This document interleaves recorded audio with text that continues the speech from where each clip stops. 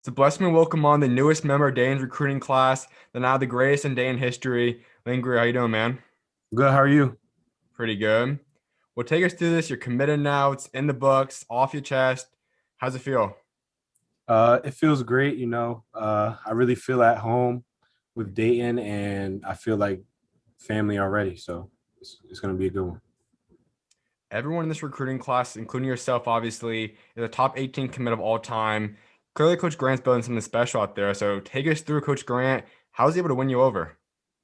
To be honest, Coach Grant, he was in September of 2019. He was the first coach to actually come to my high school at Roman Catholic Mhm. and just give me a presentation and tell me how he sees me fitting in his system and how far he thinks I can make it in basketball. So that left a huge mark on me, Coach Grant and Coach Ricardo. So yeah.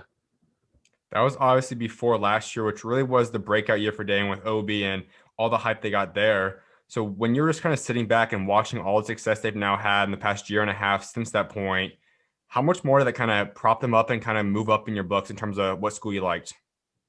I'm actually really good friends with Obi, Hmm. and he used to tell me a lot about Dayton over the summertime. Um, we used to work out every morning, and he was just so proud to be a Flyer. Like he would walk in the gym with all Dayton clothing on all the time. So, and he just talked about like the family environment they had over there, and I just felt like that was the place for me because I'm a big family guy. I mentioned too that you guys now are the highest in Dayton history in terms of these guys coming in. You got DaRon, you got Kaleb, you got yourself now, Malachi. All you guys are just loaded up. How special is this recruiting class? I think this recruiting class is going to be very special, especially under Coach Grant and the rest of the staff. Because they want the best for us, and we just want to work for that name on the front of the jersey, not only on the back of the jersey but the front. It means a lot to us, so we're going to go out there and work hard every day. When you think of the A10, it's a conference getting more and more respect. I personally think that the tie kind of for the number one mid major, almost at the same level as high major in terms of talent there. But when you talk about possibly going to a bigger school, you had high majors, you had Washington, Washington State, you've had a lot of big schools. How was a mid major per se and Dayton kind of able to win you over and instead of going to maybe a higher, bigger school? What some people don't understand is that it's not always about going to the highest ranked school. It's just where you fit in at. And I feel like me, Mally, DaRon, and Kaleb, we all fit in at Dayton and their style of play. We weren't really too like caring about any hype or any of that. So I mean, we're gonna make a lot out of it, and we're gonna show out for them.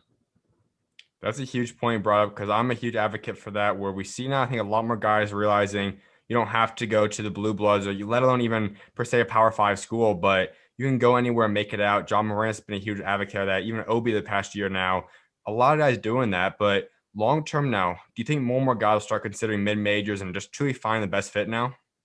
I mean, I would hope so for sure. I mean, a lot of people, their careers aren't going very well just based off of the decisions that they make with colleges. I feel like people should really take their time and think about it more and just really ask the coaches like, where do you see me fitting on your team, and if that's your style of play. Couldn't agree more. Well, you guys do still have one spot open. I know there's a lot of rumor. All the guys have had on so far say this one name. You're currently at the same place as him with Efton Reed. Take us through that recruiting process and how much more special you guys could become if you guys land a guy of his caliber.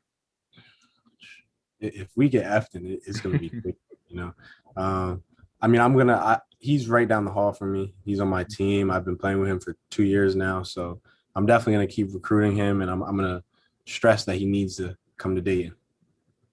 When you're recruiting a guy like him now, what's your pitch? Why is Day in the place that will fit him personally the best? He's a very family oriented guy, like just like me. Like he loves his family, everything. You can talk to him, and he's going to talk about his mother and his brother all Mhm. the time. So I feel like if that's how he feels, I think Dayton would be the right place for him, and we could really use a big man of his caliber for sure. Now, there's clearly going to be a lot of guys returning from the team, so we'll see what the lineup comes out as. But that would be a five-man recruiting class. You guys could all be on the court at the same time. You five together, how special could those five be when it comes time for season? I think with the work that we're gonna put in before the season, I think that, to be honest, you A10 championship, make to the tournament, and just go on from there. You mentioned Obi, you have a good relationship with him. Is there anyone else on the team right now that you currently talk to a lot or have a good relationship with?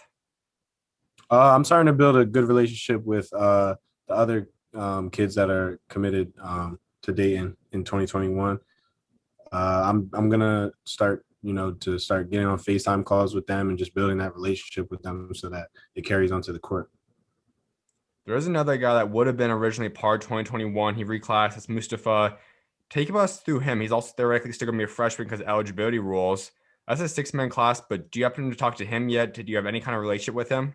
No, I haven't talked to him yet, but he's a hell of a player. He's I think he's really, like, they overlook him a lot. Like he's very good. So it's gonna be fun playing with him.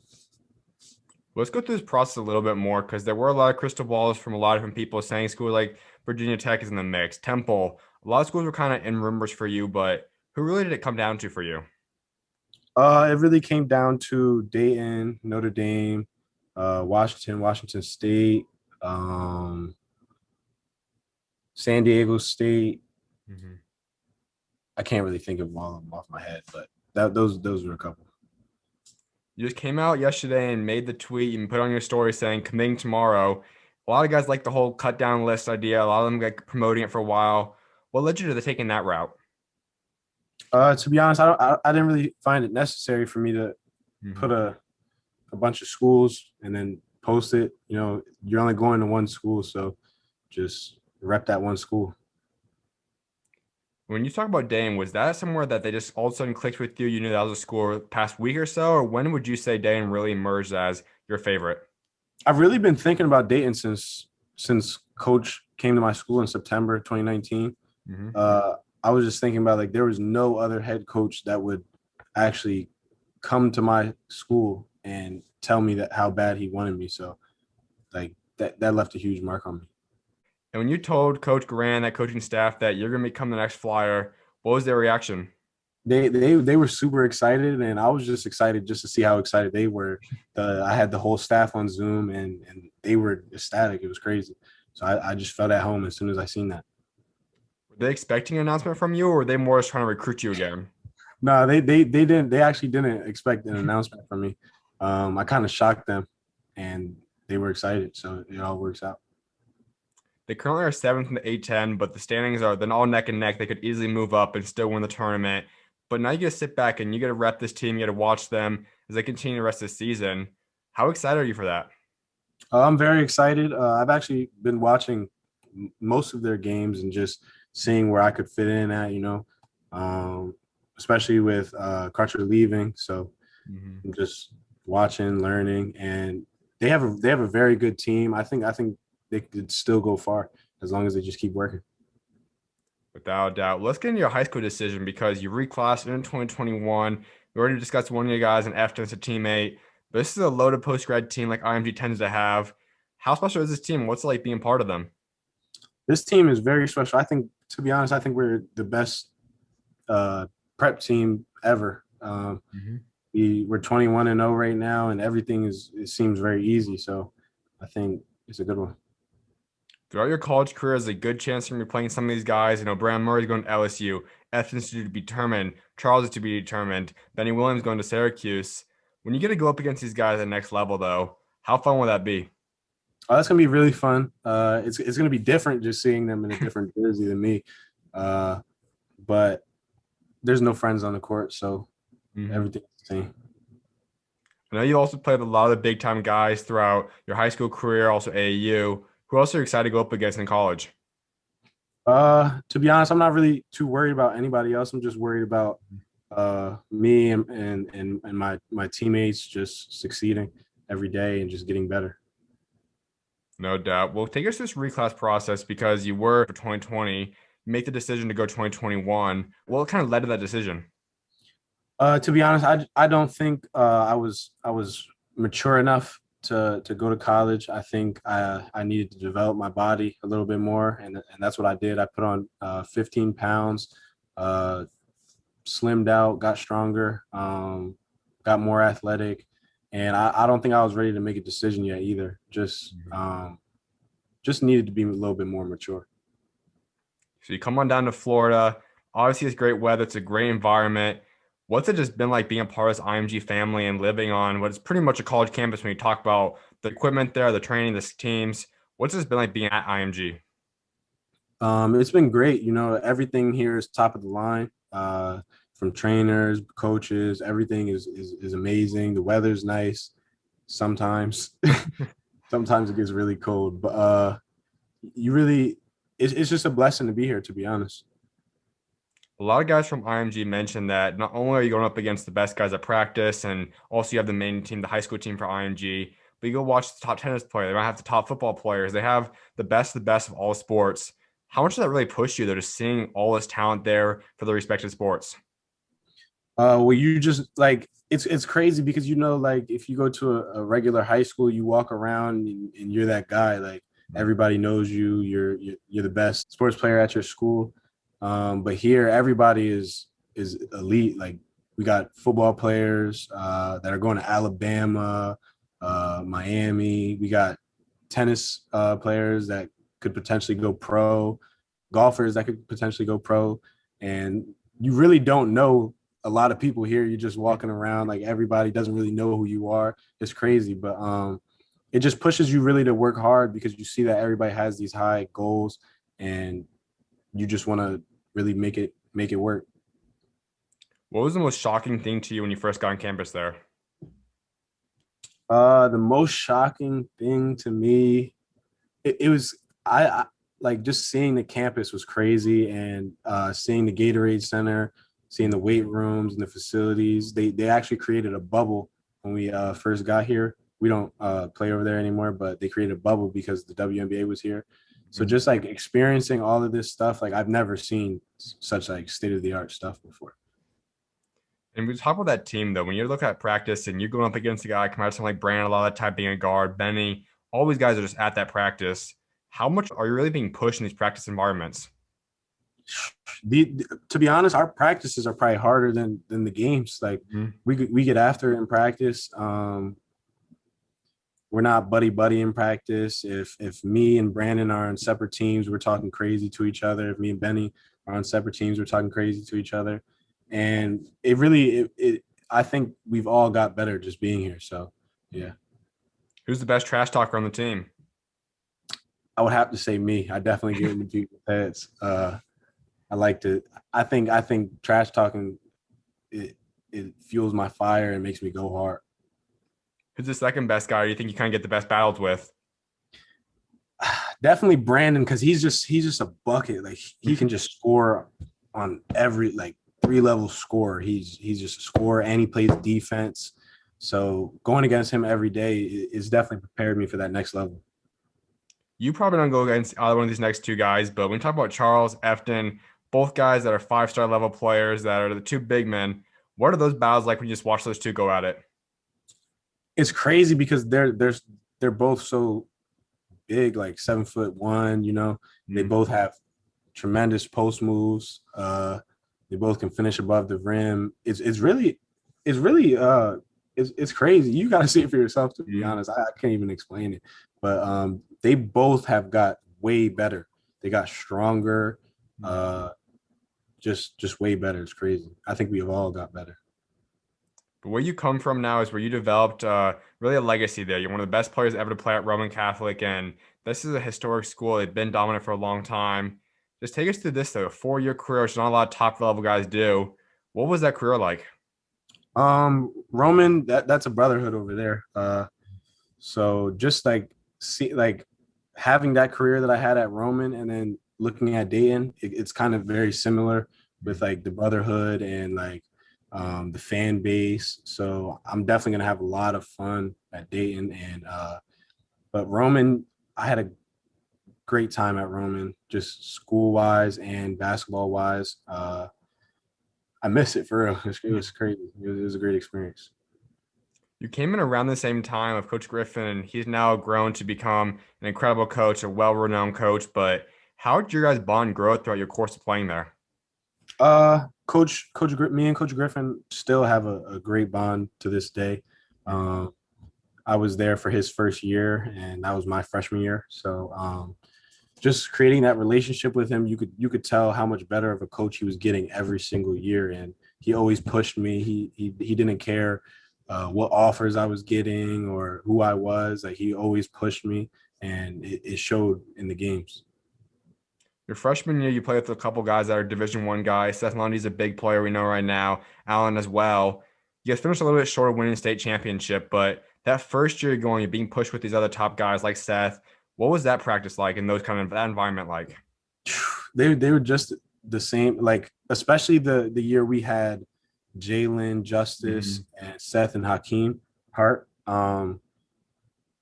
It was just hectic in practice. Like I would have to guard Jalen. So like me guarding Jalen, I gotta trash talk. I gotta push him around. It would get really physical, and I think it definitely like just made us closer because we would fight and then we'd be cool right after.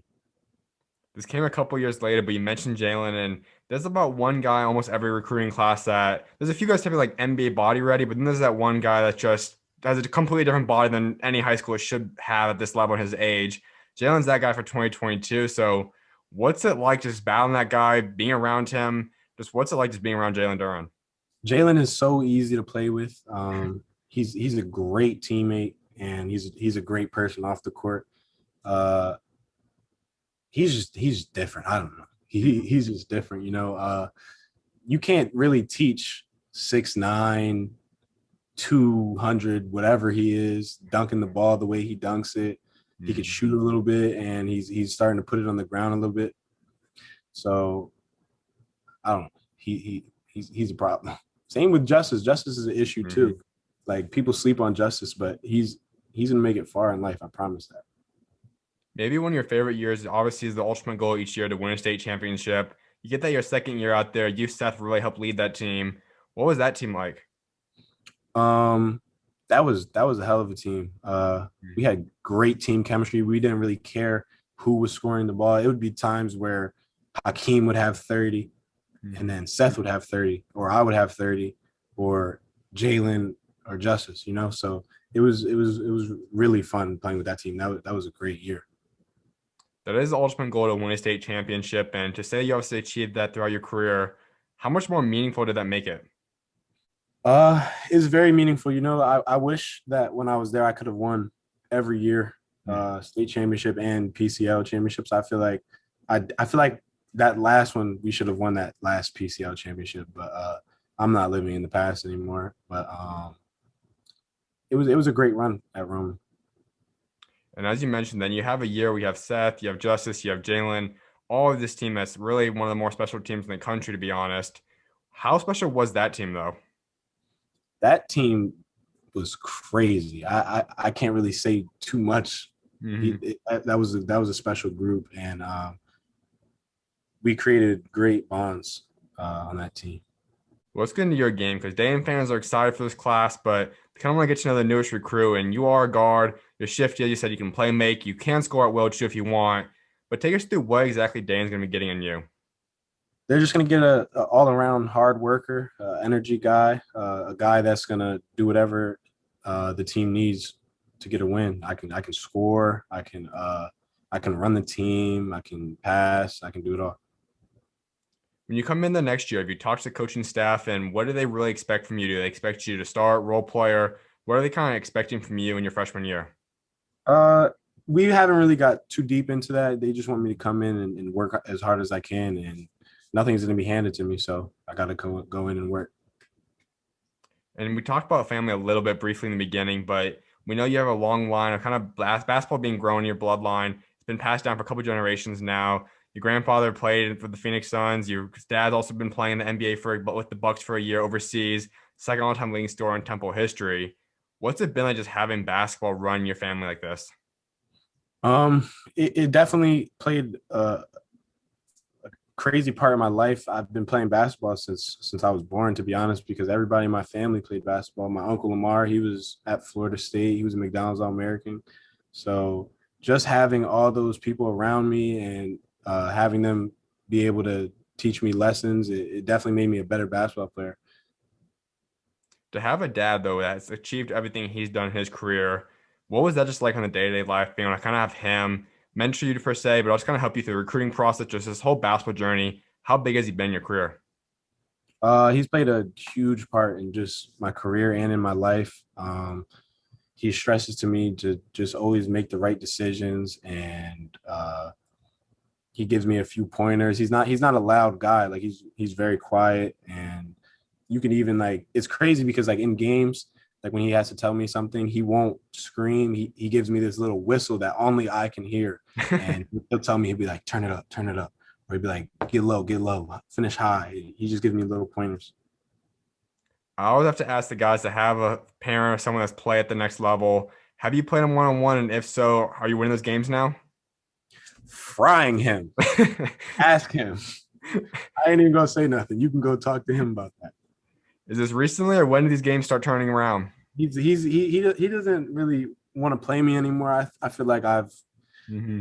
I've hurt his feelings a little too much now. So I think it's time for him to, you know, join the 50 and over league or whatever league it is, you know. That first win always had to be a big one for you. Do you remember what age you were when that first win for you was? I do, but he actually let me win the first time. I'm not gonna lie. He low actually I don't know if he let me win, but like I shot like a wild 3-pointer. It was like a fadeaway, like Mm-hmm. from like Steph Curry range. But like I was laughing and I just shot it and I made it and I was running around the gym. I was probably like 13 years old. Mm-hmm. But once I hit my junior year, it was over for him. He wasn't beating me no That's awesome. Well, you also have had been a part of a different organization with Team USA that is really prestigious. You went to 4 different camps with them. What was it like just being able to go to those type of environments and being a part of Team USA and the practices and the training camps? more. Team USA, that was a blessing to just be a part of.